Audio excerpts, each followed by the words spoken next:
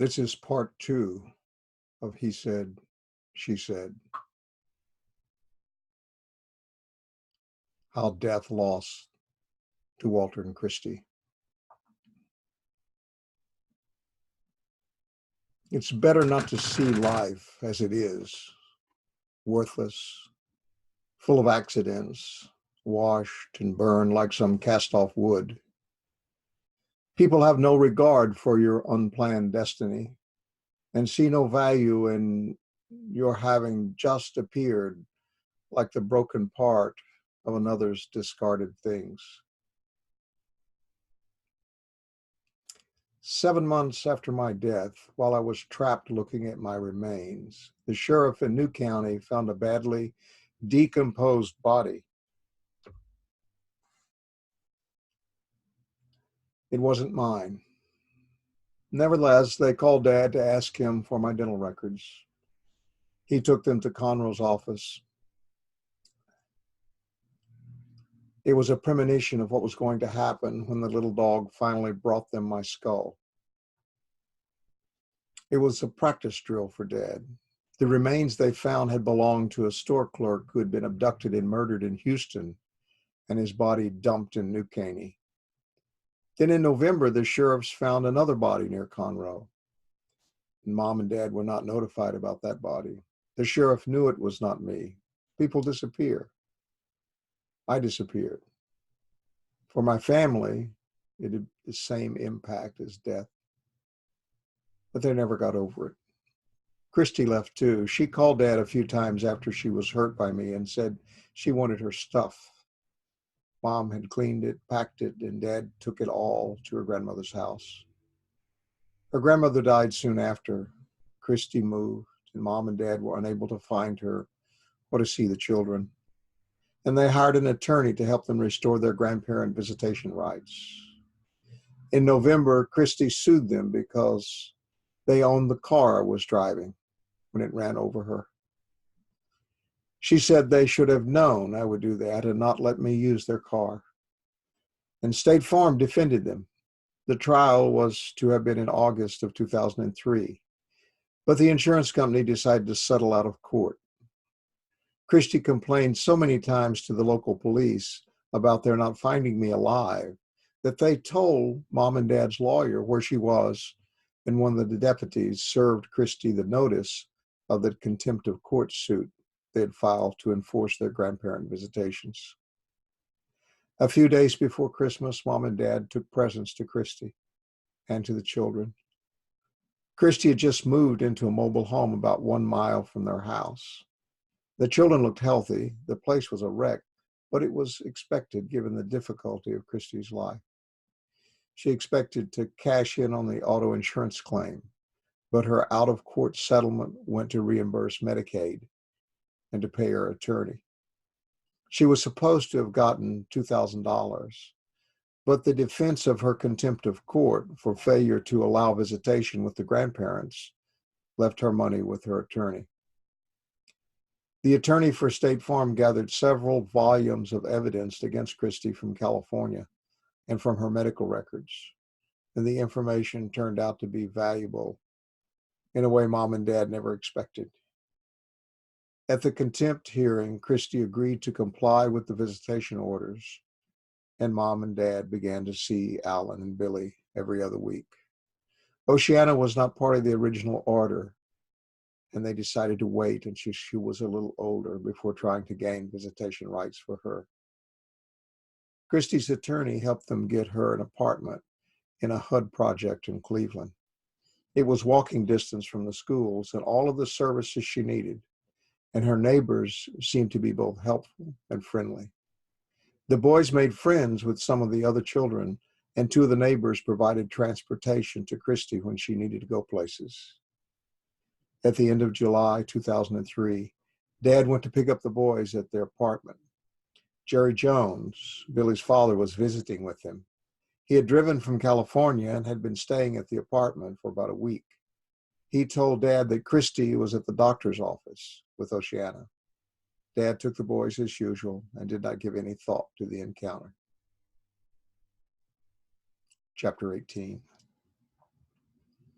All that mankind has in common today is suffering. Joy is alive in this suffering only as hope, but nonetheless has joyful faith in a better future. Without this joyful courage, there would be no mutual help. The help given by one person to another proves that in spite of everything, faith and future healings cannot die. So said Eberhard Arnold. About 2 weeks after Dad had picked up the boys for the weekend visitation, he got a call from Jerry.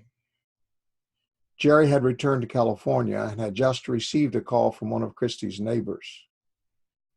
Children's Protective Services had picked up the children from Christy.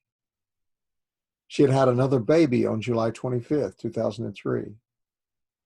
You would have thought that Mom and Dad would have noticed that she was pregnant during the many months when they picked up the boys. But Christy had been fat for as long as they had known her, and they didn't notice the difference in her appearance, and she didn't tell them.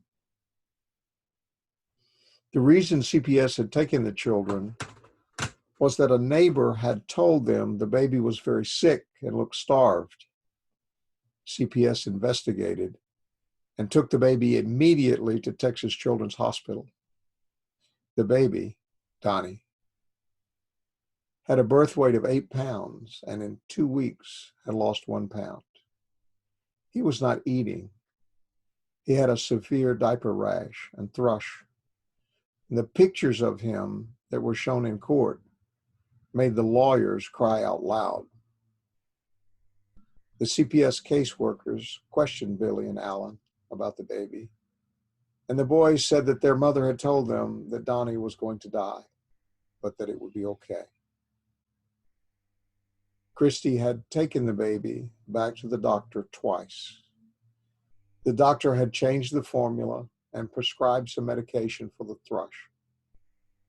The second time she had gone to the doctor, she became impatient in the waiting room after about a 2-hour delay, got angry and left. Later, Dad had to go back to that doctor so the doctor could examine Donnie again. Dad had a 10 o'clock appointment. The doctor came at 10, but saw Donnie at 12:30. His nurse told Dad the doctor was always late on every appointment unless you were the first one after lunch at 2 o'clock. Christy didn't know how to handle the situation. I think she gave up and resigned herself to the death of Donnie. Neither of her neighbors, her boys, nor the caseworkers from CPS were so resigned. The day after Dad received a call from Jerry Jones, he drove to the courthouse in Liberty, Texas, to find where the hearing was set for Christy in this child abuse case. It was to be the next day. He then drove to the CPS office and talked with a caseworker. They knew nothing of me or Mom or Dad or anything about the grandparent visitation orders, but they were glad to find someone.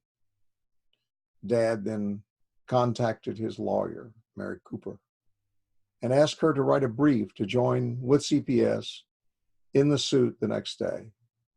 He returned to the court, got a copy of the CPS suit to give to Mary. She completed the documents they needed that day, and Dad filed them with the court for the hearing on Tuesday morning. The hearing was very difficult because CPS had strong photographic evidence that Christy had neglected the baby. Also, Christy, even though she was represented by an attorney, repeatedly interrupted the lawyers, the witnesses, and the judge with her objections and explanations of her circumstances and actions. And her mother, Sally, was called as a witness and stated that she was ready and willing to care for the children. The attorney for CPS presented evidence that Sally had been convicted of DWI charges 3 times and prostitution once. She could not pass CPS inspection as a caregiver. Christy was questioned about the condition of the baby and stated that she could not get timely and proper medical care from the doctor and had done the best she could under the circumstances. When asked about the paternity of Donnie, she said he had no father. The district attorney then asked her if Donnie were immaculately conceived, and she answered yes. She then volunteered that Oceana was not Walter's daughter and suggested that the court do the math. CPS presented evidence that Christy had repeatedly gotten hydrocodone prescriptions during the term of her pregnancy and asked her if she had taken it regularly. She said she had until she found out she was pregnant, but that she did not know she was pregnant until the 5th month. CPS attorney then asked her how she could not have known since she had already been through 8 pregnancies. Also, the evidence showed that she had gotten new prescriptions even after the 5-month period. CPS asked the judge to place all the children under the temporary custody of CPS and allow them to place the children with my parents after they had completed a background check and an inspection of their home. The judge granted their motion. Christy collapsed in tears in the hallway outside of the court while her lawyer was telling her she did it to herself. The judge's orders required that all the children be medically examined and psychologically tested, and that Christy also be tested for drugs, tested psychologically, and that she attend parenting classes. She was be allowed to have supervised visits with her children twice a month for 1 hour each visit. Mom and Dad passed the CPS inspection, and the children were brought to their home in September of 2003. It had been 28 years since they had cared for any babies. It has not been as hard as they thought it would be. Old people don't need as much sleep, so getting up in the night to feed an infant was not a burden like it is on the young. The children had been very happy with them and generally very good-natured. This is the first time the older boys had a stable place to live. In 6 months, Donnie grew to 20 pounds. Mom calls her his hunk of burning love, since he looked like Elvis when he first arrived. Oceana began to talk before she was 2, and she went through the phrase of saying no to every question, and everything else was, according to Alan, some sort of alien language. She also controlled the word mine in ways every parent and sibling understands. Now she has sentences Alan understands and has been a joy to be around. Alan started to kindergarten and loved it.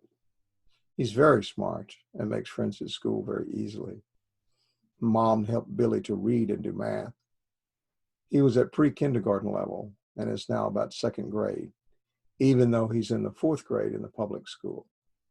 His intelligence is average, but in some things his skills are above average. He's very good at building complex toys with Lego and in playing computer games. His math is better than his language, but if he's given a stable environment, he can eventually catch up with his class. The public schools will not help him very much. Everything for him will depend on help at home. Billy's dad got custody of him while he took him to California. Jerry's a single man in his late 30s, a master auto mechanic, and an even-tempered guy. He's been paying child support for years, but has never had an opportunity to gain custody of Billy until now. They're not strangers, and they like each other. Billy said he was going to share his dad with his brothers and sisters who don't have a dad. Chapter 19. I don't blame God. I don't really blame him. If, like God, I had no voice and no inclination to speak, I'd say nothing. Imagine God put us all here, murderers, thieves, saints. Every day some of us die. And we lie to each other about it. We say it's fate, as if God weren't the first cause. For as long as he is silent, and the saints are murderers, thieves, and liars, he's dead. And I don't blame God. Not really. More than a year passed with my soul trapped in the woods. And during that time, Christy went through all of the required classes dictated by CPS, but she could not pass them. She also came to all the supervised visitations, but she could not befriend the caseworkers. She was never able to find any work.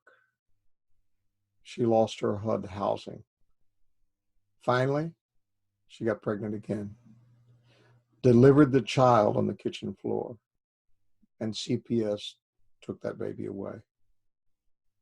Mom and Dad got permanent custody of Oceana and Dominic. Christy has not seen the children since the court gave custody to Mom and Dad. I've been unable to find Christy in any dreams or in the dimension I'm learning to use. If I could find her, I would ask forgiveness. I would give her what insight I've been given. I would help her find all of her children and the joy I have in seeing them now. What I see now, which is not much, makes me laugh at what I heard when I was alive. I went to my aunt's funeral, and I heard the preachers tell us about her new life in this dimension. She was a nurse, and she died at 55 as a result of an infection she got in a hospital after having minor surgery. She had attended a megachurch, and her funeral service was well attended by preachers who could solemnly smile at death. The first preacher said, and I know this, that whatever God does is final. Nothing can be added or taken from it. God's purpose in this is that man should fear the all-powerful God. Whatever is has been long ago. Whatever is going to be has been before. God brings to pass again what was distant past and disappeared. Moreover, I notice that throughout the earth, justice is giving way to crime, and even the police courts are corrupt. I said to myself, in due season, God will judge everything man does, both good and bad. And then I realized that God is letting the world go its sinful way so that he can test mankind, and so that men themselves will see that they're no better than the beast. For men and animals both breathe the same air and both die. So mankind has no real advantage over the beast. What an absurdity. All go to one place, the dust from which they came and to which they must return. Then the second preacher came to the pulpit and began to talk about my Aunt Gloria. He said, my dear friends, I knew Gloria well. We've talked many times, and she told me much about herself and about her wonderful family. And she was a loving wife and parent. and her family will miss her very much. It's always hard to bury a loved one, and it's especially hard to bury someone who's been taken before time. It reminds me of the story of Lazarus, whom our Lord raised from the dead. He had died before his time, and he was buried, and his body had begun to decay. Jesus came to him and called to him to come out of his tomb, and Lazarus was raised from the dead. And by our faith, we know that is what Jesus will do for Gloria. And unlike Lazarus, who died again, Jesus will raise up Gloria to live an eternal life with him in heaven. This is the essence of our faith, and that I'm sure is what Gloria believed before she died. Almighty God, receive the souls of your faithful servant Gloria into your heavenly kingdom. And on the last day, raise up her body from the dead and carry her with you to your kingdom in heaven. And give us the faith of Peter and Paul, your martyrs, to rejoice that they could die with your name on their lips. Let the children and the brothers and the husband of the departed be strengthened in their faith and be kept safe from any doubts of your justice and mercy. Comfort the friends of the departed and hold them in your hands so that they may claim your victory when their hour comes. In the name of our Lord and Savior, Jesus Christ, amen. The third preacher read a poem from Edna St. Vincent Millay. And before he read it, he made some comments about the meaning of the Christian service. He said, everyone must someday face the hour of his death, as says Gloria.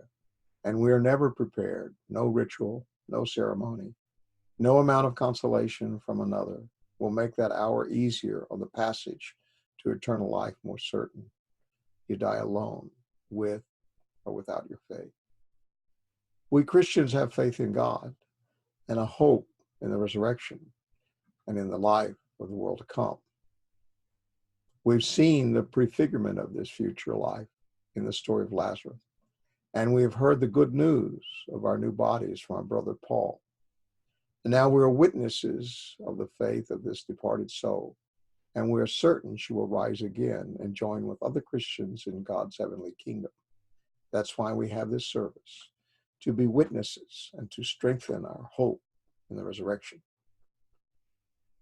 Now let me turn to the poem from Edna St. Vincent Millay. I am not resigned to the shutting away of loving hearts in the hard ground. So it is, and so it will be. For so it has been time out of mind. Into the darkness they go, the wise and the lovely, crowned with lilies and with laurel they go. But I'm not resigned. Lovers and thinkers, into the earth with you. Be one with the dull, the indiscriminate dust. A fragment of what you felt, of what you knew, a formula. A phrase remains, but the best is lost. The answers quick and keen, the honest look, the laughter, the love, they're gone. They're gone to feed the roses. Elegant and curled is the blossom. Fragrant is the blossom. I know, but I do not approve. More precious was the light in your eyes than all the roses in the world. Down, down, down, into the darkness of the grave. Gently they go. The beautiful, the tender, the kind. Quietly they go. The intelligent, the witty, the brave. I know, but I do not approve. I am not resigned. Isn't that lovely? May Gloria rest in peace. Recalling Aunt Gloria's funeral and seeing what I see now, I wonder if it wouldn't be better to just let the family bury their relatives in their backyards, just like Mom and Dad hung my skull in a tree. Somehow it seems to me to be more natural and humane. I think the participation in the physical act of digging a big hole and dropping the body into it and covering it with dirt would have a positive effect on the family. You know, they would work out their anger. They would rid themselves of the canned philosophies we've gotten from a bunch of radicals loose with the German press. I know this is not going to be too popular at the storefront church, but I'm tired of these pump up guys and their simple faith notions. Now that I've escaped this social programming, I can pick on religion, but I see that everything of value in our lives is bundled into some sort of half-baked theory of reality. When the preacher read the poem from Edna St. Vincent Millay, I almost choked when he said how lovely it was. He just had no idea how far away her thoughts were from the kind of faith he was talking about. Preachers probably don't believe their own scripts any more than the rest of us. I think they just have a more polite kind of hustle than a banker or bartender. Isn't everyone praying that God won't get him? Preachers, bankers, and bartenders. They just wrap that fear in the books of their trades. It would be better if we eliminated books and writing and stripped ourselves down to our biological inheritance and our spoken languages. We would still have our myths. Perhaps they would flower without the straitjacket of abstractions. We could reorder society as easily as sending out for pizza. Imagine this. If instead of burying Gloria in that rather strange ceremony, instead of letting strangers lead us from place to place in their black suits and black limousines, we'd taken charge. We had taken Gloria's body to her house and laid it out on sheets on the dining room table. Then ate and drank and talked, and some of us led a dance out of the house and into the backyard. And there we were taking turns digging a huge hole, and everyone could have cried and said whatever they felt. And then we could have gone into the house and gotten her body and carried it out to the yard and lowered it slowly into the hole we dug. Then everyone would have gone back inside and ate and drank some more. And after a while, we would have gone to the back door and called out, "Gloria, come out." Then we would wait, because we wouldn't have known whether she would come out. If she didn't, after an hour, we could all have gone back outside and shoveled the dirt into the hole until there was a mound. Gloria's friends could have danced around the mound, and we could all have thrown wildflowers on it. Then we could all have hugged each other, gone inside, and forgotten the ceremony entirely. It would have been like the way sunset fades into a cold black sky full of bright stars. That's the way it's going to be for me when everyone finally gets together by the tree where my skull hangs and has the party I'm anticipating. Chapter 20. A letter to Mom from prison. It takes more strength not to pull the trigger of the shotgun in your mouth than it does to wake up each day and keep going on. It's not the fear of going to hell, as I was taught in Catholic school, that could result in your own murder. It's the fear that the feeling you have at that moment may follow you when you leave this life. I've never been afraid of death. I've only been afraid to die with a tormented spirit. I'm still trying to accept life and all of its imperfections and sorrows, but it's easier now than it was. Maybe it is true that God doesn't give you more than you can handle, but I think sometimes he's overestimated my strength. and ability to endure. These feelings are not unique. They've been around since the beginning of time and will persist until it ends. I'm really, really very lucky. My life could have been a lot worse. I never lacked shelter, love, food, or stability like so many others have. I just feel like sometimes I was born on the wrong planet. I don't share the same desires as most others, such as a good job, a house, a car, or any other material needs. I think that prehistoric man had it better in a lot of ways. Their goals were more down to earth. They hunted and foraged and prepared for the winter, and this was most important. A man can't live that way anymore without the threat of being imprisoned. Most people are helpless and dependent on a capitalistic system and would starve to death if McDonald's closed down because of a collapse of the government and the paper money they depend on.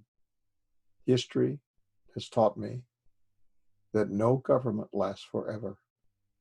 Natural disaster or revolt can happen at any time, and usually does, leaving the unprepared to die through their ignorance. These thoughts have been my toughest battle in life and made me wonder if it's worth living in a world in such a state of helplessness.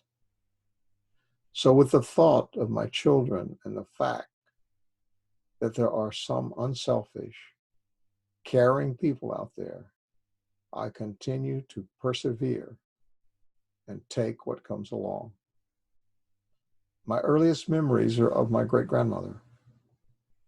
And this may be because she gave me bags of pennies when I came to see her.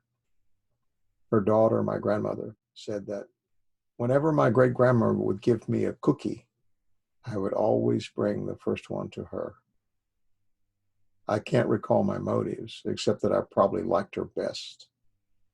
She was as Polish as you can get, and I recall her singing to me in Polish. My siblings and I all refer to as our babci, grandma in Polish, and I have taught my children to call my mother the same, which pleases her very much, even though they still confuse my mom and dad and end up calling my dad babci instead. I have more siblings than I think is possible, and I blame it on the fact that we're all Catholic. This can be good and bad. I never lacked company when I was little, and I love my brothers and sisters very much, although my mom informed me that when she brought my brother home from the hospital, I became jealous and I would go up and hit him while she was nursing. I eventually came to accept the fact that I wasn't the center of attention and was rewarded with 6 years of Catholic school with a sadistic Irish nun named Sister Jerome. She was my third grade teacher and was hell-bent on drilling arithmetic into our heads, even if violence was the only way to achieve this goal. She was particularly hard on the girls in class, especially during flashcard games. The girls were never as quick as the boys in calculating numbers mentally for some reason, and would receive a prompt knot on their heads as they passed Sister Jerome. I survived Sister Jerome and Catholic school, and actually remember those times as some of the best in my life, which is a feeling I would have found unthinkable at the time. Puberty was for me like backstroking across the Atlantic with one arm. This is when the hardest struggle of my life began and didn't end until I was 30. I think my parents and siblings suffered from it as much as I did and are still waiting cautiously for a relapse on my behalf. Between my hormone imbalance, a motorcycle wreck that cut off my right foot, becoming a manic depressive, and a drug and alcohol addict, it is truly amazing I'm alive. Or maybe it's just unlucky that I'm alive, because death probably would have cured a lot of my problems and desires during those years. Either way, I'm still here, so I guess I should try to make the best of it. My mother still worries that I could slip back into my old behavior, and I sympathize with her, although I know I'm beyond most of that now.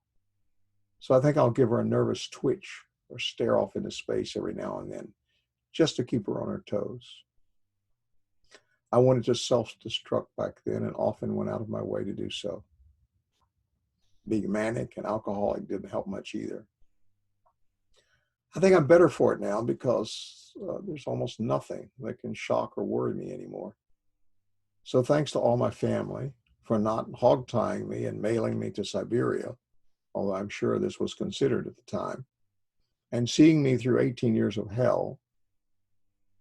Now I have a child of my own and a wife who's crazier than I could have been imagined, proving to me that you can't have a bicycle and a seat at the same time. At least if my child starts to experience the same problems I did at age 12, I'll know what to do. I'll build a fortress with a restraining chair in the center and start stocking up on Thorazine so that I'm prepared. I'm also confident that I will not only die before Mom, but also get the last tag, making me the winner of a long-running bet with her and assuring her that she never sees a day without me. Until then, I guess I'll keep going on and accept this world and all of its shortcomings until my true alien ancestors come to claim me back. I left this note in my wallet in the van when I took the pills and ran away. Suicide, it's not a game that I'm trying to hide. I could care less whether I live or die. There's nothing left for me in this world today. I'm so glad that I took myself away. Everything I had to live for is gone forever. It's easier this way. It's for the better. All I wanted was a family and a house in the hills and to work all week to just pay the bills. But that will never happen. And there's nothing else to say because I've committed suicide today.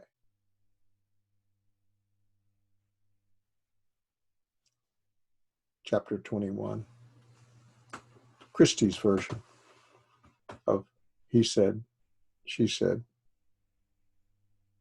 and How Death Lost to Walter and Christie. Love is not all. It is not meat, drink, nor slumber, nor a roof against the rain, nor yet a floating spar to men that sink and rise and sink and rise and sink again.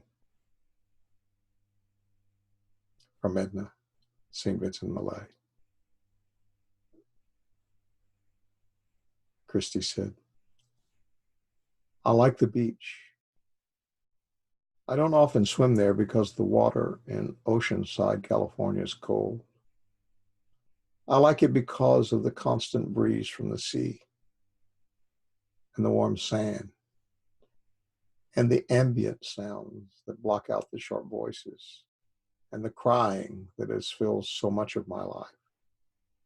I'm here with my last baby, watching the waves, letting my hair blow back, digging my toes into the sand, and waiting on someone to come and to say they care about me.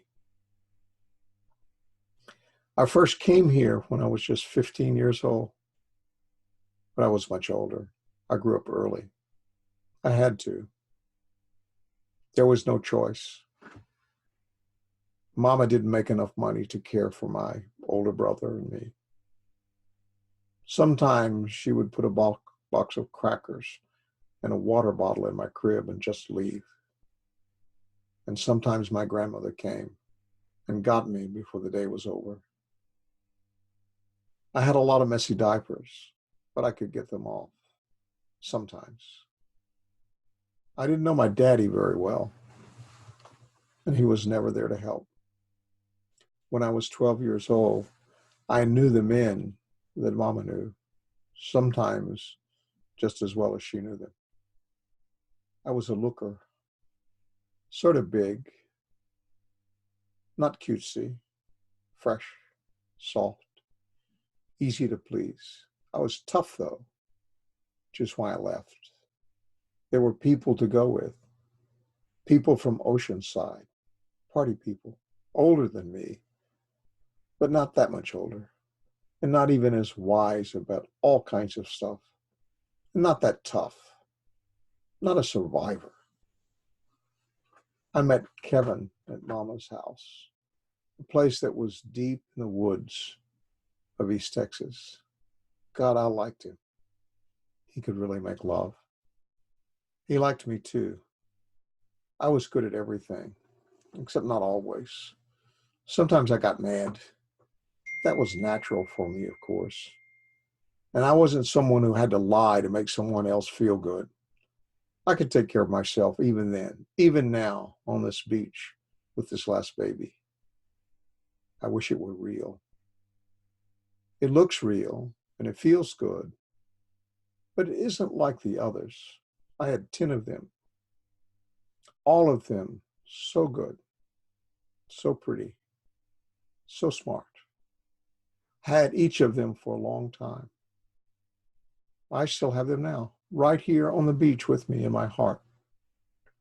I can feel them sucking my breast. I see them asleep in my arms, but not like this last baby that doesn't cuddle back, that's always asleep with his eyes open. I got pregnant as soon as Kevin took me to Oceanside. It happened every year for 4 years.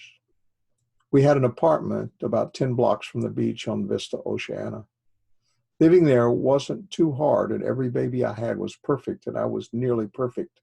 And I didn't care if they cried, because when I fed them, they stopped, and when I played with them, they laughed.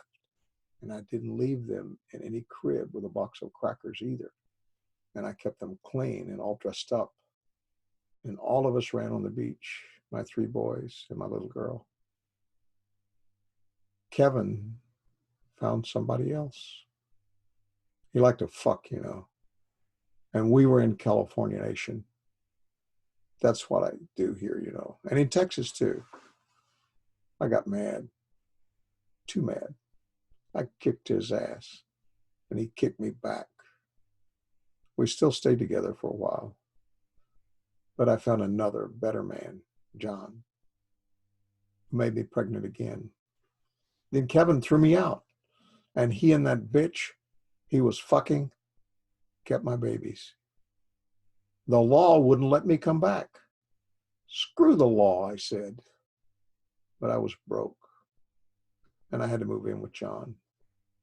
I drove him crazy because he was a doper and a loner. And now he had me and his kid that was soon to be born. I couldn't stop talking about my babies and that bitch and that bastard Kevin. I was just 20 when Billy was born. He was a live wire from the start, but he was mine to hold, and I couldn't be kept away from him because of some damn money shit and a little kicking on that bastard and his bitch. You know, I had joint custody. Really. I got the papers. We weren't even married. So I don't see why the law acted the way it did. I took care of those babies. They were clean. They had food and clothes, and that son of a bitch father had an obligation to take care of them and me, roof, beach, and all. But they threw me out. They gave me to John, who couldn't pass the drug test and was alone, even with me. I took Billy, and I got a ride back to East Texas. But I really missed the beach. I needed help from my grandmother, who had always been there for me. She could help me get my babies back, give me some money, and a place to live. And I was still young and not that bad looking, even if I was a little heavy. I was only 22. I still had that glow you get from all the hormones that flood you when you're pregnant.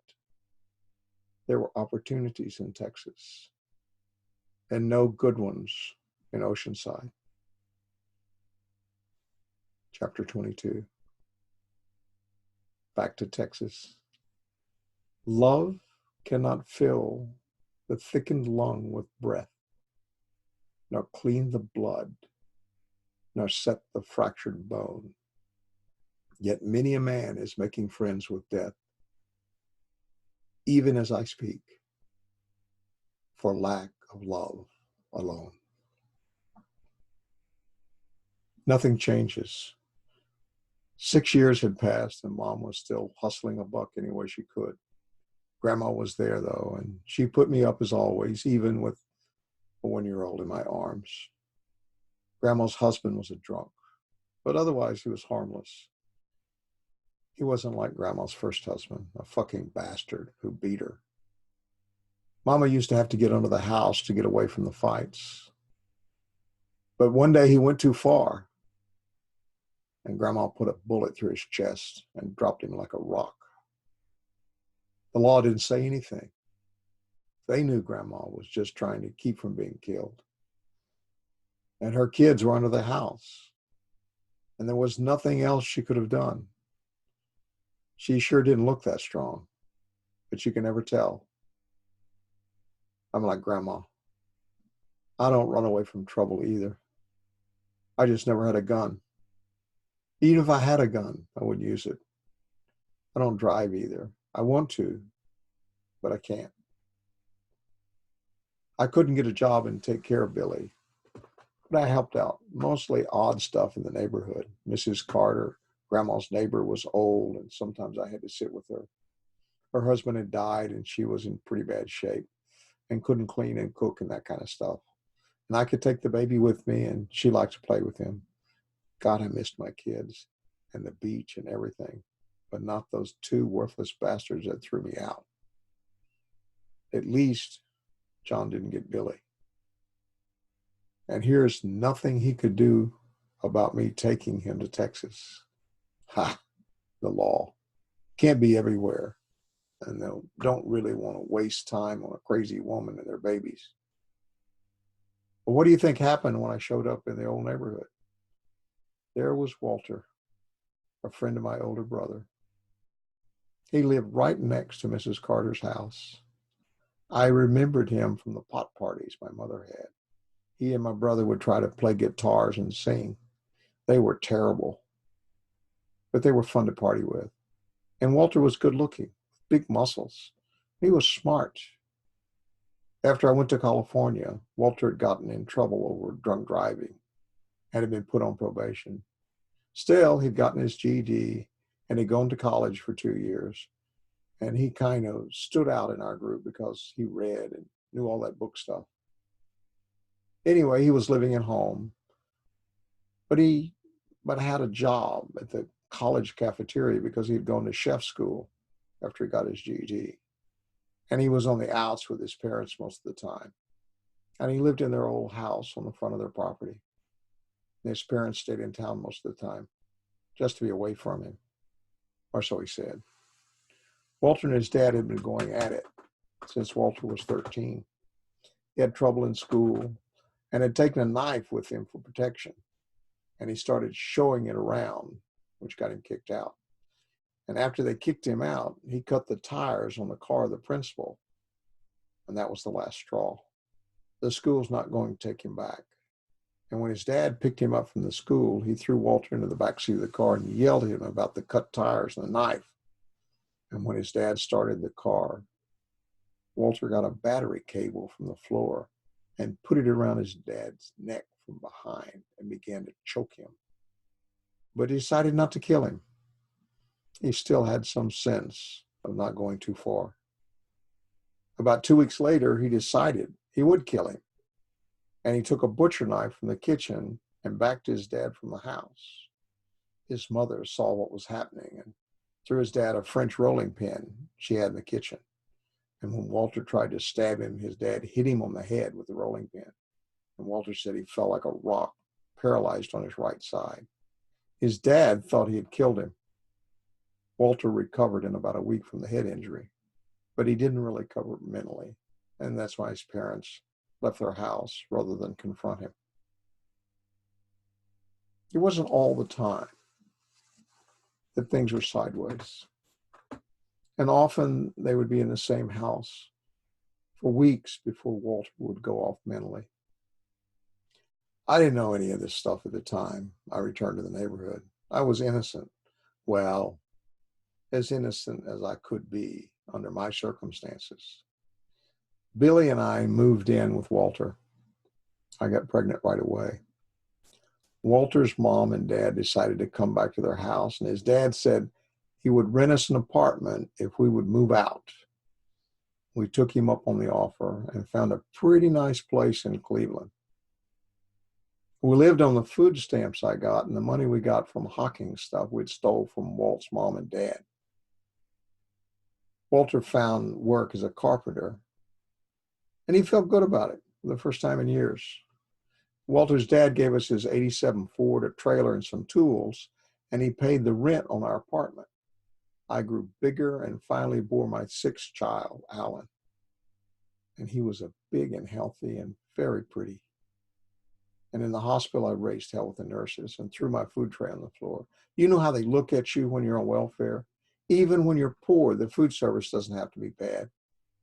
It was like being stuck in that crib again with a box of crackers. Walter's mom and dad came to see us during my fit, and they left as soon as they could after they saw the baby. Walter and I watched TV, took care of the babies, and fought. I expected him to support me, and he was spaced out most of the time. I lost the fights with Walter, but afterward I would go to the emergency room and call the police. Then I would lie to the police about who had beaten me. Once I gave the name of Walter's brother Mike, who lived in Austin with his wife, and Mike had to correct that lie with the police, and it was no easy matter. And apparently, when someone accuses the wrong person of a crime, that wrong person can't just get his name off the record without some proof that he's the wrong person. I didn't know anything like that would happen. Christmas came. Walter and I arrived with the children at his mom's and dad's house, and my face was covered with makeup to hide the bruises Walter had given me.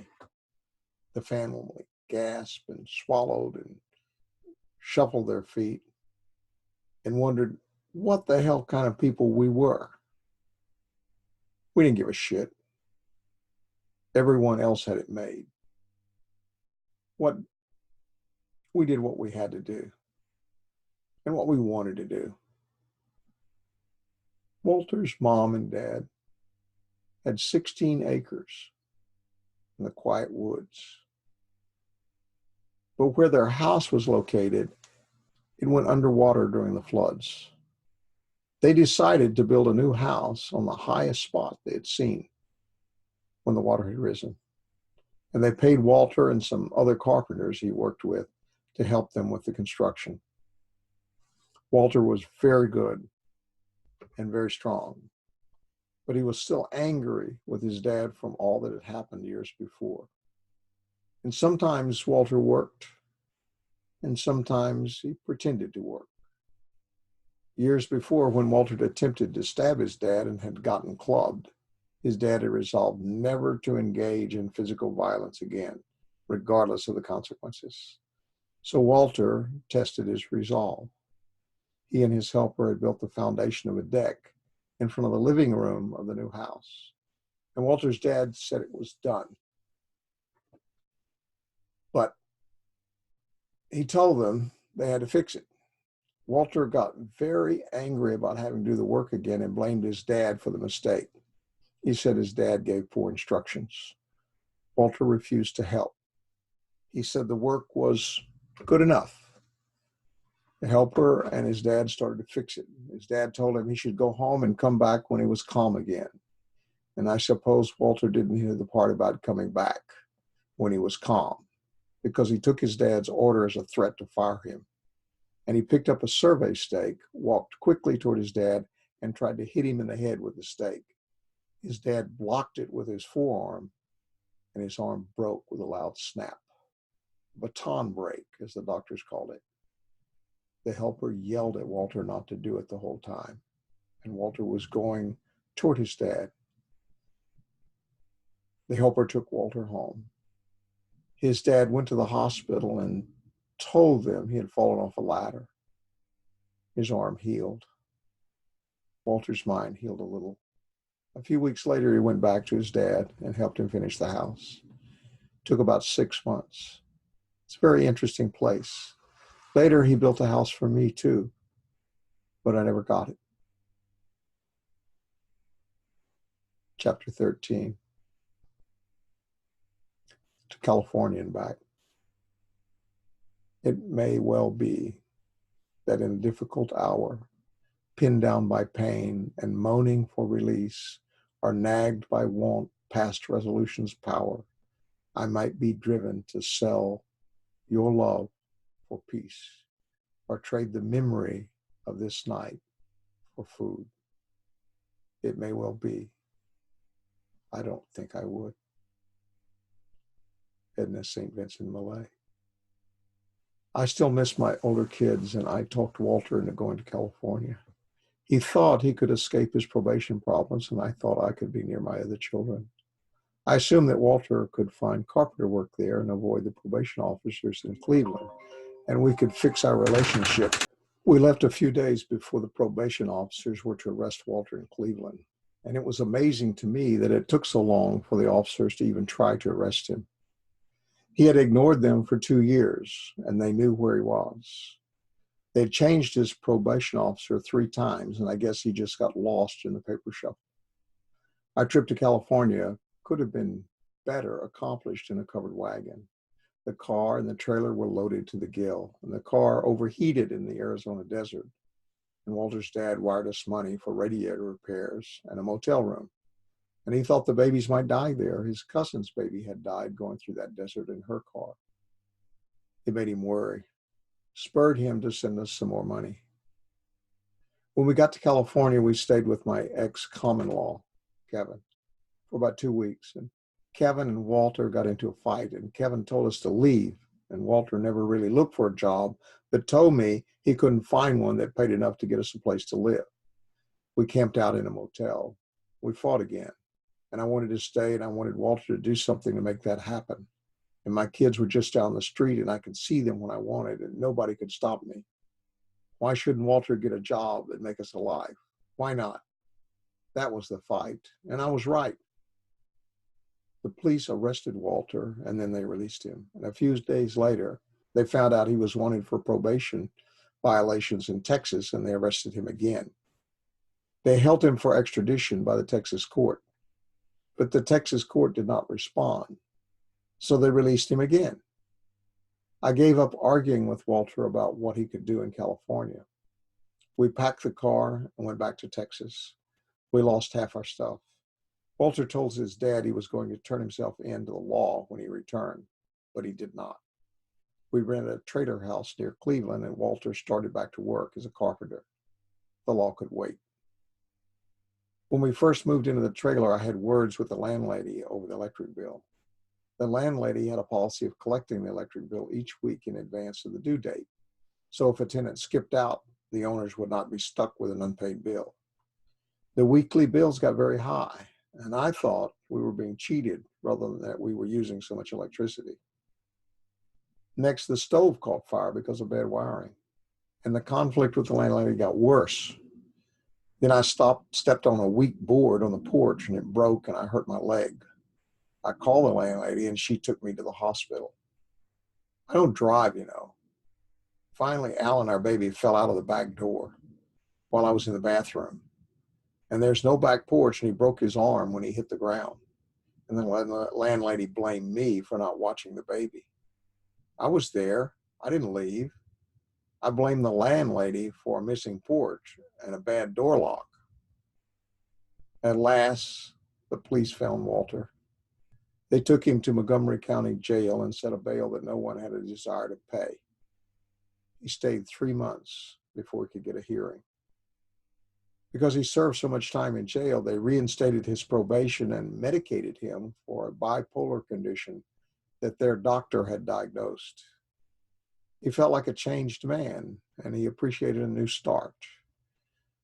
And we'd been visiting him in jail every week, and he saw us through the plastic window and talked to us on a stupid phone that was just inspiring enough to make Walter want to change.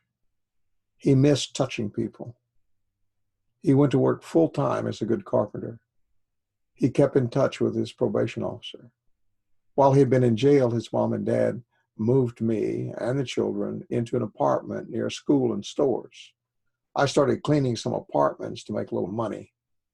but I never made enough to pay any expenses. I'd fallen off welfare, which requires frequent contact to maintain eligibility.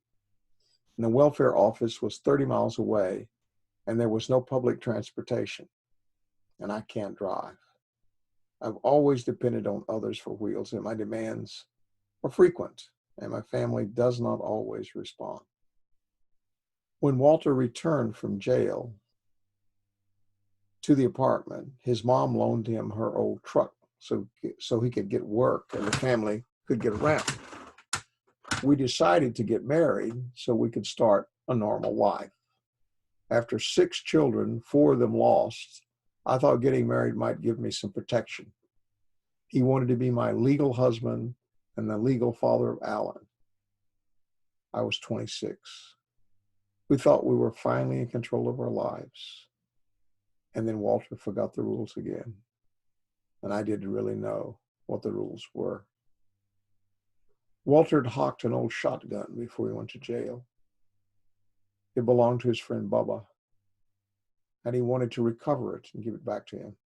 And he reclaimed it, took it home, put it in the closet. And one night he and I got into an argument and then a fight. And the fight carried outside. And the neighbors called the police. And Walter took Billy and Alan and went to his mom's and dad's. I filed assault and battery charges against him. How could he just take the kids and leave? He had scratch marks, bite marks, and bruises, but he was out of there. I had bruises on my face and neck, and the cops saw me and they knew I was hurt. And I went into the house and I got the shotgun and I told them it was Walter's. He was gone. They could go get him. Walter went to work the next day. He brought Billy back, but left Alan with his mom. This routine went on for 2 days until the probation officer called and told him to come to our office for a meeting. And the police and I went to his mom's and dad's house while he was at work, and we took Alan. And that afternoon, he went to the meeting with the probation officer, and about 50 ATF officers arrested him for felony possession of a firearm. Of course, he didn't have a firearm, but there was that broken one of Bubba's that the police had gotten from me when we had the fight. He was taken directly to Liberty County Jail. His mom and dad continued to pay the rent and utilities for my apartment, and it became clear that Walter would be gone for a long time. There was a minimum federal sentence of 27 months for a felon having a firearm. So his mom and dad decided that they had to relocate me where I could get work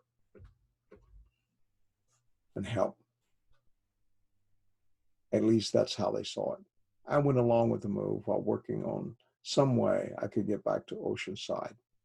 There was no transportation and no money, but I knew I could get a break after all the abuse and nonsense. I didn't need prayers, just guts. I dropped the assault and battery charges against Walter, even though he had said nothing to me about doing that. I still loved him and thought he had been punished enough already. It was just another fight, and I could shake it off. And he was locked up anyway. By the way of charity, the do-gooders. I will be the gladdest thing under the sun. I will touch 100 flowers and not pick one. Walter's dad was not sure where I and the 2 babies should live. He had some friends, Carl and Nellie, and their 2 sons who lived near his offices. I didn't know them, but I've seen a lot of shit. And do-good stuff is really luxury for the rich. Without me knowing, his dad told Carl and Nellie that his charity organization would help them finish their house. Then his dad had the bright idea that I might be able to help them with the labor. At the same time, his dad had another lady staying at the charity's hospitality house who was from a Catholic worker farm in Washington. She wanted to care for children and she could drive a car. I had children, needed a driver for the small errands, and with that kind of help, would be free to contribute to the building of Joseph's and Nellie's house. He would supply the money to support all of us. He could buy happiness without being committed to the work and the people. He was glad to see that the boys and I had some help. He thought we could all work together and be happy, and his trouble with us would be over. He talked to Carl and Ellie about his idea. They said, okay, there was room for another trailer in the front of their property, and they would connect it to their electricity and water. The women and children could stay there. He talked with me and Ellen. We agreed it was a good idea and that we would share the child care and the construction work Joseph was doing. We went to the trailer dealer and purchased a large travel trailer, and the dealer moved it to Joseph's property. Ellen and I took the charity station wagon and moved my stuff from my old apartment to the new trailer. There was too much stuff. Oddly enough, the majority was toys and clothes. I had too many kids, and I bought the boys enough plastic toys and clothes to fill 2 trucks. Ellen and I sorted it all out over the weekend. In Walter's dad's clear vision of how the ideal world should work and how his money would let him avoid it, he saw 2 grateful young women, hope in their hearts, carefully storing everything necessary in the little trailer and setting aside the junk in boxes to be stored neatly elsewhere. And then when everything was in good order, we would play with the children, hug them, read stories to them, and put them to bed. Then we would have a nice cup of tea and sit outside under the new trailer canopy, talking of what great blessings had come to those who loved God. Instead, what we did was fill up both the trailer and the yard with boxes, clothes, and toys, go to the grocery store and charge a bunch of groceries, cigarettes, cosmetics, and paper diapers, and return to try to stuff those in the trailer too. And Ellen decided to crawl into bed and smoke. And I decided to cook in that tiny trailer and burned a bunch of greasy food on the stove, which I could not take apart and clean. And on Monday, Ellen was the first to try to help Carl with the building, but she wandered off after picking up a board. Carl found her back in the trailer watching a soap opera. I decided to help Carl with the construction while Ellen watched the babies. The babies wandered off from Ellen and into the construction site. Ellen climbed a 30-foot ladder to the top of a light pole. Carl found my 5-year-old Billy hidden in the construction debris. Ellen was having a smoke while watching the soap opera again. Carl and I knew that something was wrong with Ellen. She just wasn't into anything except sleeping, eating, and smoking. Walter's dad decided to send Ellen back to Washington. He tried to buy her a one-way ticket, but only round trips were available for a cheap price. He hoped she didn't notice that there were return trip stubs. He called the Catholic Worker Forum and told them that what had happened. He told them he couldn't figure out how to get Ellen to work. They sympathized.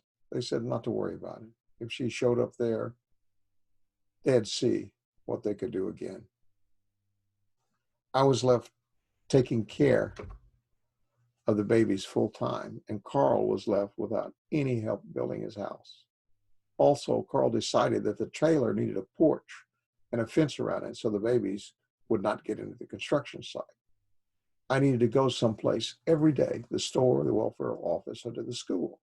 And Carl hauled me around in the station wagon since I couldn't drive. He complained that I charged too much at the store on the charities account. I got angry with him in the store and yelled in front of the store manager, which embarrassed him. I enrolled Billy into kindergarten. I told him he was hyperactive and had a severe attention deficit disorder. And I said the other school forced me to give him medications. And they told me they'd like to make their own determinations after Billy had been in school for a while. And they also told me that Billy could not wear an earring and must have school uniforms. And I said I would call my lawyer. Could I have a phone? And the principal said, fine, Miss Williams. As soon as you've completed the enrollment form, you'll find the dismissal form completed next to it. I took the earring from Billy's ear and dressed him in the school uniform. The school reported that Billy would not stay seated on the bus. Consequently, he could not ride it because it endangered the other students. The school was only 2 miles from my trailer. I could either find a way to get him there or solve the staying seated problem. And the school said that once Billy was in school, he was fine. They were still not certain he needed any medication. And he was behind for his age, but capable of learning and catching up. And when I came to pick him up at school, he did not want to go with me and clung to the teacher's leg. He's such a little bastard. I never hit him or did anything to him but love him. They thought that was peculiar behavior, and I guess it must have seemed that way to people who can't tell a baby is wired up. Usually, the counselor said, 5-year-old children stick to their mothers and don't go readily to strangers. They didn't know all that child had seen and heard in his few short years with Walter and me. The first person to blame for anything is the person next to you, if you don't mind if they get shot. Carl and I began to complain about each other, and I started writing to Walter about my complaints. I told him Carl was a sex pervert who touched me, and I told my mother and my grandmother about it, but they said to keep quiet because no one would believe me.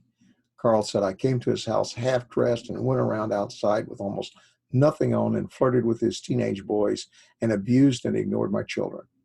And I didn't do any of that stuff. I couldn't help that his teenage boys wanted to sneak around my trailer and look at me. I wrote a long accusatory letter to Walter about Carl's sexual harassment, but before mailing it, showed it to his sons and his neighbors. Fuck him, I thought. I'm not the pervert. He said I was trying to destroy his family and his relationships with his neighbors. I told him all his neighbors knew he was a pervert. They'd told me so. Carl said one neighbor almost destroyed his boys by giving them marijuana, and they might say anything about him because he had their son arrested. According to Carl, it was all lies. Walter's dad went to Carl and asked to talk about my claims, and Carl explained everything in much more detail than was expected.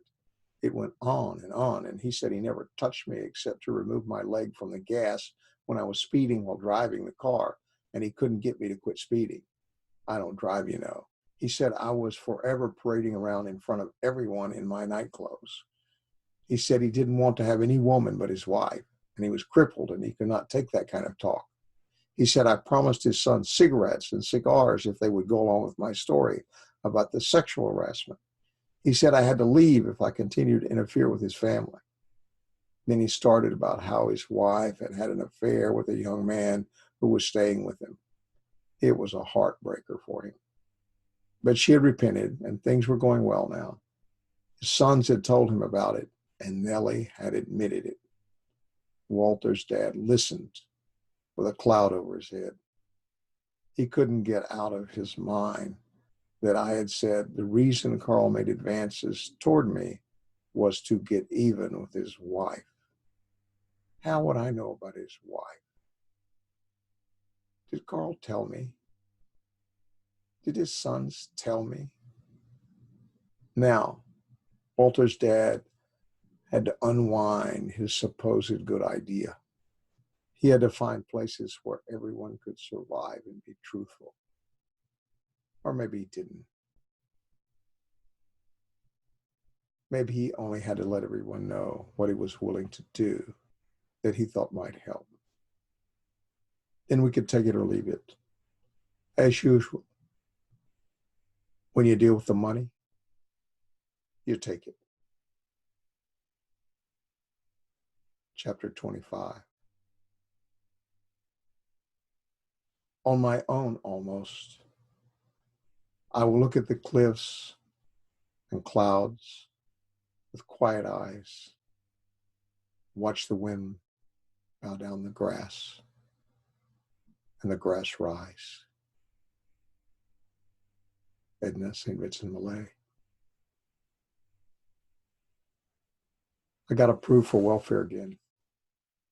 I had food stamps and Medicaid. My ex-boyfriend, Billy's father, sent me $150 and suggested I bring Billy in, come back to California. The school had kicked Billy off the bus, and I had taken him out of school to go to the doctor. And Walter's dad went to the school and talked with the principal and the counselor. He didn't have any right to do that, but the school just gives out rights to people they think have power. They said they were worried about the children because they had not asked me to take Billy out of school for any reason. Walter's dad came to see me at the trailer.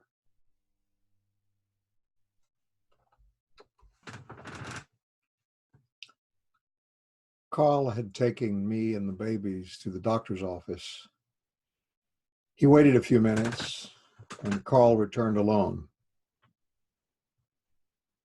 Carl said he had gone to 4 clinics before I found one that would accept my Medicaid card. He had left me at a pediatric clinic on Broadway. Billy had 2 black eyes. I told the school nurse. He bumped into a door. Carl said Billy often appeared too sleepy and would lie down on the ground outside. I told them I was out of medication the doctor had given Billy 20 days earlier. That meant 30 pills were missing, and I guess Billy just threw them away. I called Carl from the clinic for someone to pick me up. Carl and Walter's dad came to get me. When they arrived, I was walking toward the clinic from a service station about a block away. I had a new prescription in hand, and I was pissed off by all the hassle and crap I get from everyone. After the babies and I got into the car, Walter's dad asked me about the missing pills, like it was any of that SOB's business. He told me he had also spoken with the school about Billy. I told him it was none of his business and he should get out of my life. I said Carl was a lying pervert and was trying to destroy me. I had the pills at home somewhere, and he'd have to apologize to me when I found them and showed them to him. We arrived at the trailer, and Walter's dad waited while I looked through everything. I didn't find any more pills. Shortly afterward, my grandmother came. I told the do-gooders I was going to my mama's house to chill out for a few days. I took some clothes. Walter's dad told me he would find another location for my trailer, and he'd let me know about it. What he did was sell the trailer and call Children's Protective Services and tell them he was concerned about the safety and welfare of the children. He told them about the missing pills and the black eyes and Alan being in the street when I was not around. He told me, my mama, and my grandma, that he would take care of the children during the week so I could find a job and support them. I knew he just wanted to take care of my babies away from me. I did not even answer. I knew he did not like caring for babies. I don't know any men that like caring for babies. The CPS went to my mama's house and began the investigation of me. As soon as they arrived, I called Walter's dad to tell him what a bastard I thought he was for reporting me. I'd already convinced the cop that I was a good mother, and that cop told me I didn't have to let him visit the children again. Walter's dad asked me to let him talk with my mama. I gave Mama the phone. She told him the CPS had placed the children and me in her custody until they completed their investigation. In the next breath, she told him her rent was due, her car was broken down, and she'd had only $20. She had been given an eviction notice and expected to move to another place in 30 days. Further, the apartment was for only one occupant, and if security knew we were there, she'd have to go sooner. I decided to write another letter to Walter in prison to tell him how I filed charges against Carl for sexual molestation and that I was divorcing him to be rid of the threat of losing custody of my children. I was also going to get money from Billy's father and take the boys with me to California. After Walter received the letter, he called his dad from prison. He wanted to know where the boys were and if I was off to California. His dad told him I wanted to go, but I was broke and waiting on the money to fall from the sky. Walter said he was concerned about the boys being at my mama's apartment because she had been arrested and jailed a year before for prostitution. He said she had also dealt drugs in the past. He had been at her house when he was doing it. Of course, I said he was a liar. Walter told his dad that I'm wanted in Oceanside, California, for failure to appear on a charge of selling narcotics at a motel. I told his dad I worked at a motel in Oceanside for 6 months, cleaning 42 rooms a day, and yet has still had to pay them $600 a month for a room. Life's a crock. Chapter 26. Hiding from them all. And when lights begin to show up from the town, I will mark which must be mine, and then start down. And then St. Vincent Millay. I didn't see Walter's mom and dad for 10 months. They filed suit against me for the right to visit with Alan. In Texas, the state law gives parents and grandparents the visitation rights. And I filed an objection, but I failed to appear at the trial. The judge granted them visitation 1 weekend a month and 2 weeks during the summer and at Christmas. Also, I had to tell them where I lived. In November of 2000, my mama, the children and I were evicted from her apartment. My mama went to the grandma's house to live. The children and I went to Star of Hope Mission in Galveston near the beach. My mama and my grandma would not allow us to stay with them. When I was with Mama, I had pawned all of her stuff that was worth more than a few dollars. My mama said I had beaten her and that we screamed at each other all the time. That's not as true as it may sound to an outsider. Neither Children's Protective Services nor the lawyers Walter's mom and dad consulted thought the court would take the children away from me. I had my way, the hard way, for a while. The beach in Galveston is nothing like the one in Oceanside. The water's muddy, and there are tar balls and oil slicks from time to time.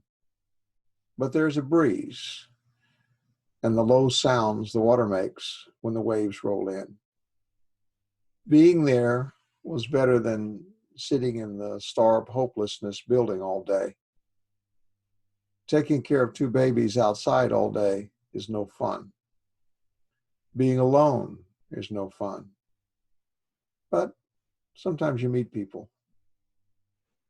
They see you with the babies and they speak, and you can turn the conversation your way without much effort. It's not begging, really. It's just being human. Some people know it, and they give you a little money. Not much, but enough to make them feel good. A few bucks. They pay down on their little piece of heaven. So sometimes the babies and I got to go to McDonald's instead of the Star of Hopelessness. The boys loved it. The plastic balls in the bins, the slides, the stuff to climb on, the ketchup, and the mystery chicken. I was glad to get a hamburger and a Coke and to sit in a chair and use a clean restroom. I didn't get any looks from the kids working there either. They don't care who comes to McDonald's if they have cash. The weather changes, so you can't stay on the beach forever. And it's dangerous because the law checks on you. Usually, they don't want the hassle of asking a poor woman with 2 babies what she's doing, because they might have to smell a diaper or hold a crying child. So they drive around you and give you that look like, you better not be here when we come back. Being beach cops is supposed to be about looking at asses and boobs and getting some sucker for having pot. It's not supposed to be about social services and the human things that go with the toss-outs. You know, they don't ID you at the Star of Hopelessness. So you just can't whip out a laminated card to show the law that you're not a vagrant. After you're a SOH guest for a while, the time just runs out. You must go away and let some other mother take your bed. I didn't wait that long. I found a little Patel motel where they needed someone to clean rooms, and I traded them for a place to stay. It was a dignity deal, and it gave me a little glow inside, except for the cheapness of it. I've never seen sheets and towels with so few threads that bugs could crawl through them and water wouldn't. Water wouldn't stick to them. I was there and I worked, but I was never part of the crew of the family. I was a non-wage slave, but I was not someone's ticket to heaven, at least. And for a few weeks, until more Patels arrived and there was no more need for foreign slaves. I hustled enough money to call my grandma again and ask her to please come get me and take me to her house. Walter's dad had hired a private detective to find me, but he wasted his money because the city was big and I moved around. They checked the usual places, hospitals, jails, the missions, the streets, but they got cold leads. I didn't find out about the search until I got back to Splendora, and the sheriff served me with a lawsuit from Walter's mom and dad that demanded visitation as grandparents. It didn't matter. They were okay. Just stupid do-gooders, out of touch, trapped by Walter's needs, even though he was locked up in prison. At least I could get a break once, twice a month. Grandma had a friend who had an old trailer she wasn't using anymore, and we got to live in it. It was shit, but not much worse than every other place I've lived. At least we had a TV and a yard and trees everywhere. Mrs. Carter still needed help, so I got a little money every week and some food stamps, and I got back on Medicaid. Hopelessness fades a little when you're not so desperate for a house and food and not praying for the heaven-bound to keep you on their worthy list. Sainthood built by scattering alms along the footpaths of misery does not balance the misery of picking up the alms. I suppose that's why miserable people like me seem so wise in the presence of the almsgivers who have monetized the relief of suffering and made rules that at least 10% of the contributions help someone. I was just glad to be off the footpath and into a house in the woods. Billy and Alan gave me joy and comfort and a big mess and lots to do. But I missed my first 4, and I pined for them and dreamed of them, and I hated that bastard that kept them from me. I missed what had been and the closeness of their bodies that was taken violently and without any tears, but those I shed alone. It's all in my head, and that's why I kick at people when I can, when I'm angry. Chapter 27.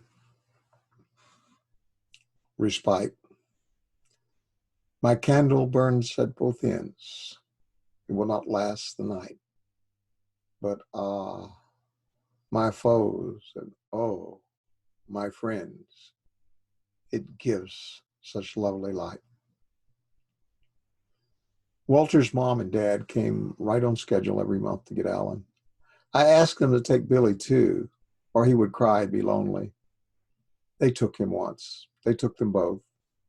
Once they took them to visit Walter in prison, which I thought was okay because Walter loved them, and I didn't want to keep him from his sons and hurt him like I hurt because of the sons and daughters I'd lost.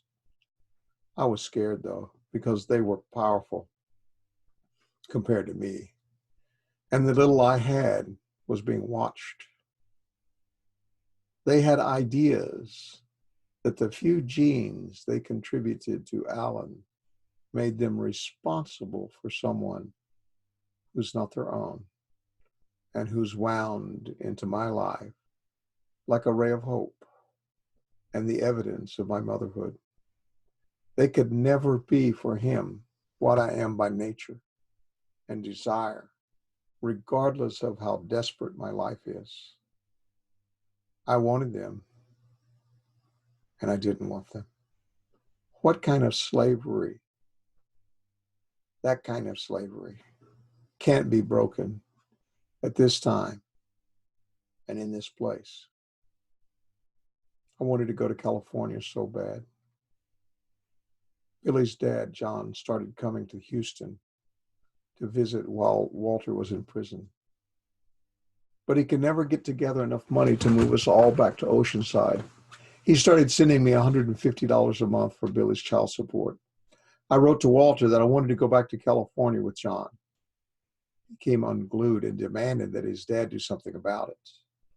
Neither Walter nor his dad could do anything about it. But I could. I couldn't pull the money together to go. I was stuck. And a few months later, Walter was released from prison. When he got out, I was pregnant, but I didn't tell him for about a month. The first week after he got out, he stayed with his mom and dad. The boys were with him that weekend, and the weekend he was released. So he thought maybe he could just keep them. But his parents told him that would violate the visitation rights they'd gotten over a year in court while they were trying to find me. So when the boys came back home, he came too and made up with me. There was a lot of baggage. He blamed me for getting him sent to prison because I gave the cops the shotgun. But he blamed himself just as much because he was violent and scary. He just didn't scare me. I've seen more shit than anyone. And if I couldn't fight, I'd be dead. It was okay for about 10 months. Walter got a job at the college, helping in the gym, and he started building us a house on property that his mom had inherited from her mother. We started seeing a marriage counselor once a week, and Walter decided to tell everyone I was pregnant, and it was his child. And I didn't tell him to say that, but he said that legally it was his child, and that was good enough.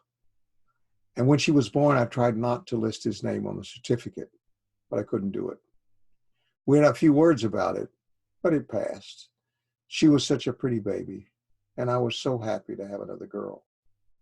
I called her Oceana Blue because Vista Oceana was a street in California where I wanted to be, and blue was the color of the water at the beach there.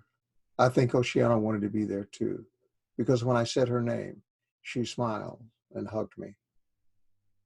It's just when things seem to be okay that they're not okay. There must be an alignment of ordinary acts between people that they understand and are easy to do. Since I don't drive and going anywhere is always at someone else's convenience, I try to make every trip count.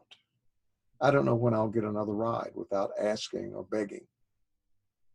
Walter and I went to the counselor for our weekly visits. And on the way home, I asked him to stop at the store so I could get some food and stuff. He didn't want to stop. I demanded that he stop, and he told me no. It wasn't necessary. We didn't need anything. It's not like we had great plans to do anything else. And I called him names, and he called me names. And by the time we got home, it was a war. It continued for about 30 minutes after we got home until he pushed me and told me to leave. Everything I owned was there, and he acted as if I was going to keep the babies too. He was going to keep the babies too. All I could think of was what Kevin had done to me and how I got pushed out of his house, and my first 4 babies were just taken like I was nothing, like I was not really their mother. Such anger cannot be contained. I walked to my grandmother's house and called the cops and told them Walter had assaulted me and he was holding my children. They knew him well. They had put him in jail before. The cops came and I met them at Walter's mom's and dad's house, and they escorted me into the house and asked that the babies be given to me, which Walter's mom did. Walter wasn't there. The cops told Walter's mom to have Walter come out to the street to meet them to talk about the family dispute. His mom found him outside and drove him to the front of the property. He would not go to the street to meet the cops. Instead, when they came toward him and said they were going to arrest him, he ran. He was very fit and fast, and they were not. And they called for backups, but he got away completely. And the next day, he got an attorney, surrendered, and made bond. I got my babies, but I didn't get my stuff. The next night, I got my cousin to help me go over to the Williams' old house where Walter and I lived, and we started unloading my stuff. Walter wasn't there that night. It was the first night he was in hiding, but his parents called the cops and they stopped us and sent us back to my grandmother's house. He was not going to win. I was. Not again, I told myself. The law hates him, not me. It wasn't California, and I wasn't 20 years old. Chapter 28. Tragedy. Lovers and thinkers, into the earth with you. Be one with the dull, the indiscriminate dust.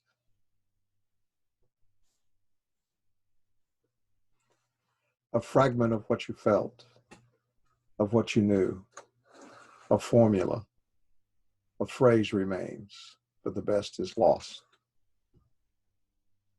Walter came back after he posted bond, but stayed at his parents' house at the back of their property. I saw him go by my grandmother's house for 3 days. And then one Saturday afternoon when I saw him pass, I got my cousin to take me to get my stuff again. Walter had nailed the door shut, but we broke in and I started loading my stuff into my grandmother's van. And Walter came back unexpectedly. He saw me in the driveway carrying a box. I looked him right in the eye and he ran over me with his car. And the neighbor saw what happened and came running to help me. And the neighbor threw a cinder block through the back of Walter's car to stop him from running over me again. Then Walter backed his car over him and over me, and he broke my foot and the neighbor's leg, but he thought he had killed us. We made a big thump, thump sound like he had hit 2 dogs. When he got to the street, he stopped, took Oceana from my grandmother's car, and left as fast as he could drive.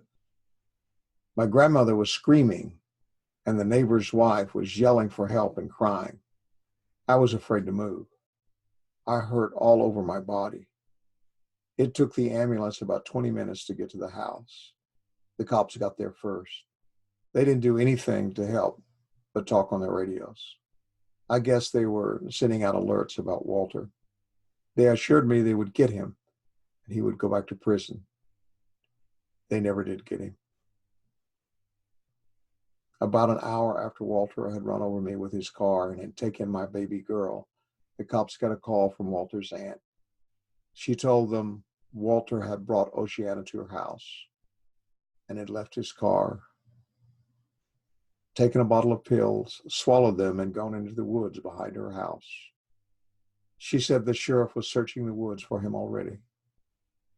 I told the cop I thought he would likely get away, and when they didn't catch him, that he might. That night, I knew he had escaped. I heard rumors from people we knew that they had seen him several times. I called the cops every time I heard a rumor. They hung out around my parents' house and his aunt's house for about a month. But he never turned up. His dad said Walter had called him and told him that he had killed me and maybe the neighbor, and that he was going to kill himself, but that he loved his kids and was taking the baby to his aunt's house. I didn't believe him about the suicide. 2 years later, his skull was brought to a house near his aunt's property by a little dog. It could have been his dog. He liked little dogs. He liked babies too. He didn't like me, and he hated prison. Death was better, but it's not right because it doesn't end anything. It just spreads the misery like a big rock dropped into a lake. Everyone in the lake gets a little of the wave. I was surprised by the peace that settled on my house without Walter there.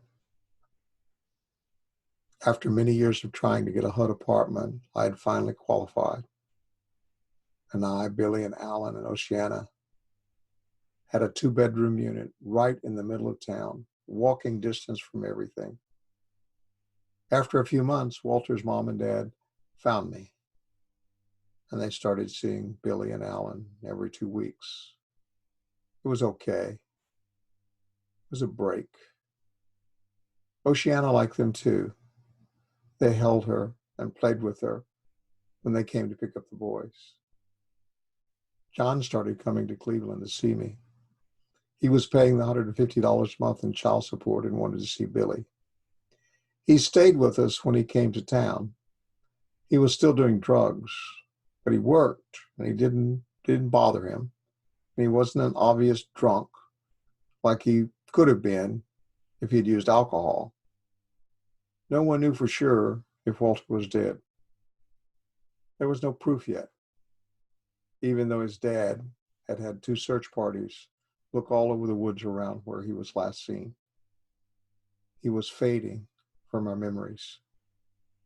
I had to go on with finding a way back to California. John was not helping me do that, and I was not getting by very well on the government notions of help to women with children. Finally, I got pregnant again. I was already fat, having not lost much weight after Oceana was born. And Walter's mom and dad did not know I was pregnant. I had Medicaid, and the doctor's office and the hospital were walking distance, and it was all pretty routine for me. I thought, well, what does it matter? 4 is no harder to do than 3. But there was something I had not considered. All my babies had been easy births and well. There were no problems. Then David was born. It was pretty. But in a few days, he got diarrhea. I had been rushed out of the hospital in 1 day. It was the new plan created by the government that paid the hospitals more for doing less. I was alone with all the children, and I still felt like shit. Some neighbors helped me look after the older children, and I dragged myself to the doctor's office with David to try to get some medical help. The only Medicaid pediatrician in town was about a mile from the apartment. He made appointments with everyone starting at 9 a.m. and then didn't come to his office until about 11. The waiting room was always full of sick babies and poor women. And I waited with David for 5 hours the first time. I had to see him. He gave me some Pedialyte and formula and a prescription for something. I went home and started David on the stuff and the drugs, but nothing worked. In a few days, he got really sick, and I thought he was going to die. I gave up, but I decided to go back to that damn doctor. I went and waited in his office for 4 hours, and he never came. So I went back home. When I arrived, I just collapsed on the bed after putting David in his crib. Billy and Alan saw how bad he looked, and Billy tried to feed him and hold him. But Billy got scared and went to the neighbors. When they came and saw David, they called an ambulance and CPS and took David to the hospital. CPS then came to my apartment and took Billy and Alan, and they told me I'd have to go to a hearing with the court to talk about my situation. I just broke down. I called my mom and grandma to come get me, and I called John in California and told him what happened, and he said he would come right away. You know, those nature shows where the zebra and her colts are cut off from the herd, and the hyenas are watching and getting into position so they can get the colts, and the mama can do nothing about it. The male zebras who would protect them are gone with the herd. She kicks at the hyenas, they bite her legs.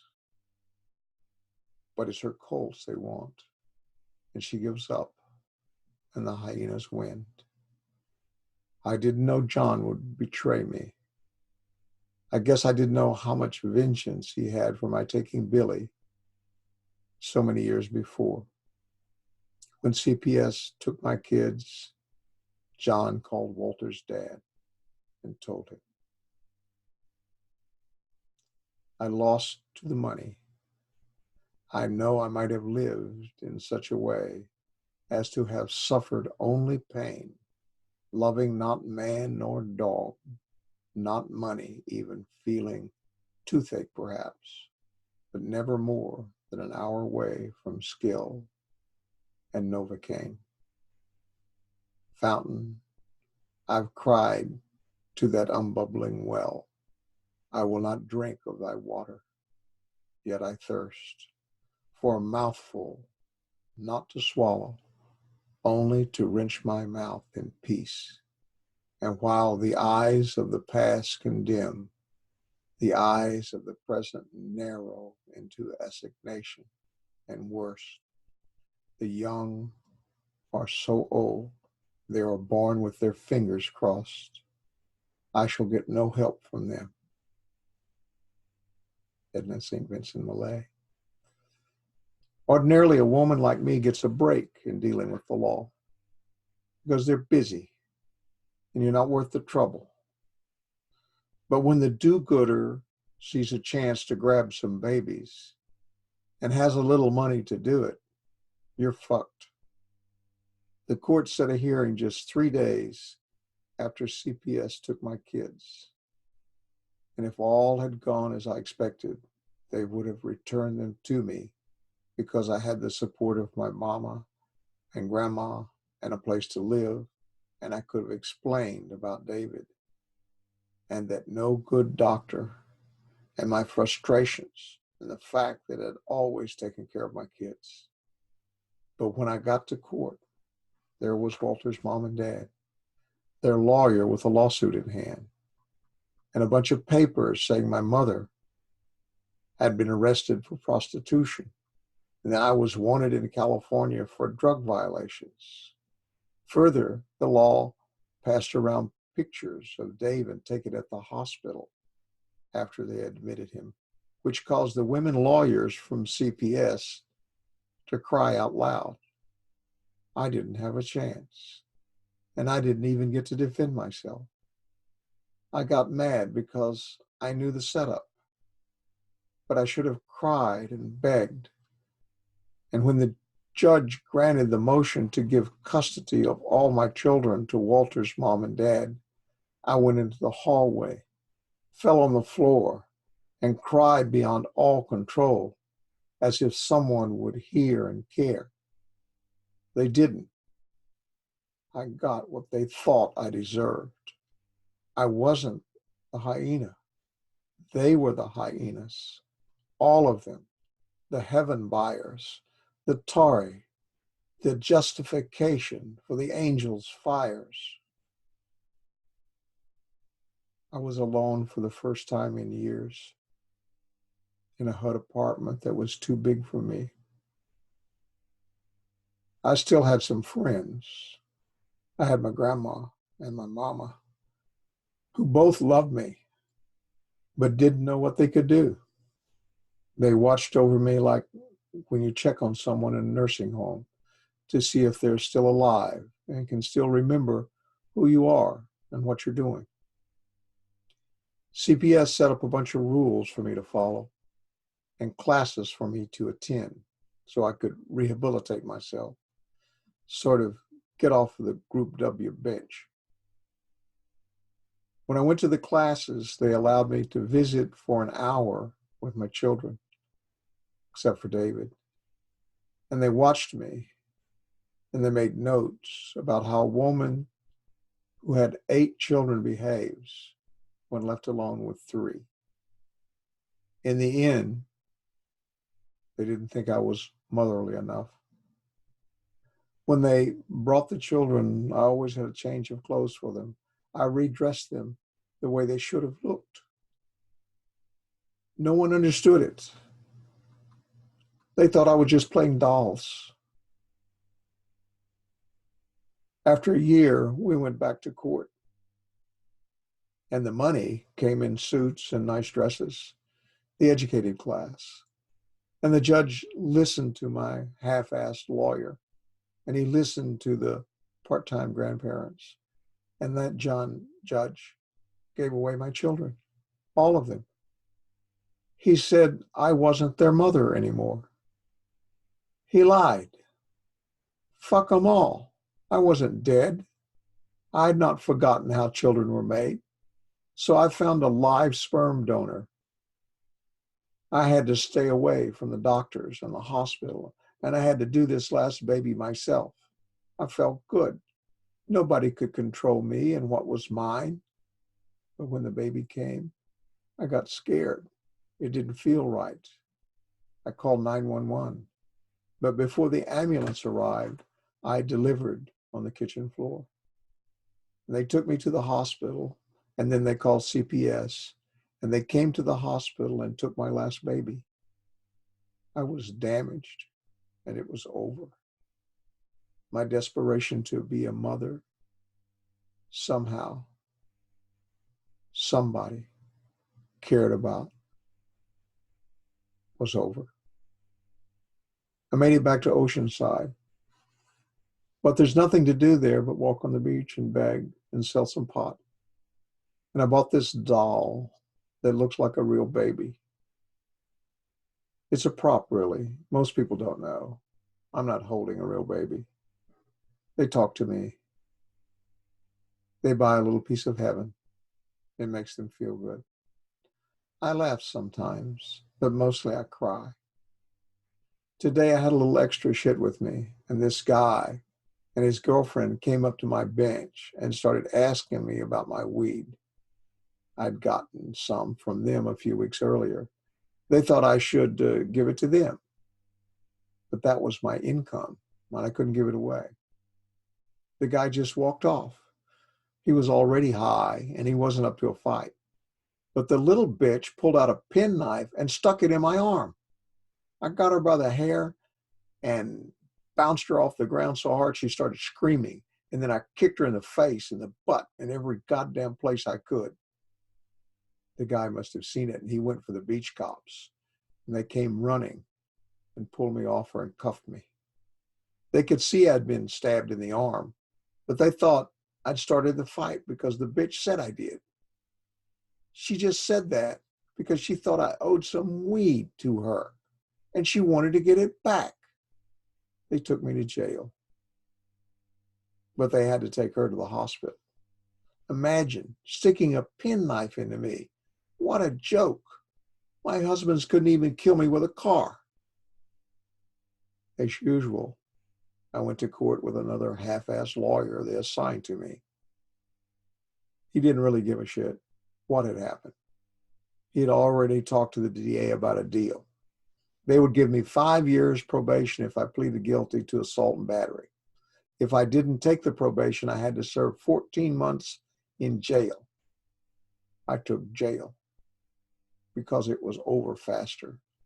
And I didn't have a place to live or anything to eat anyway. I'll be out soon. Then I can leave California again.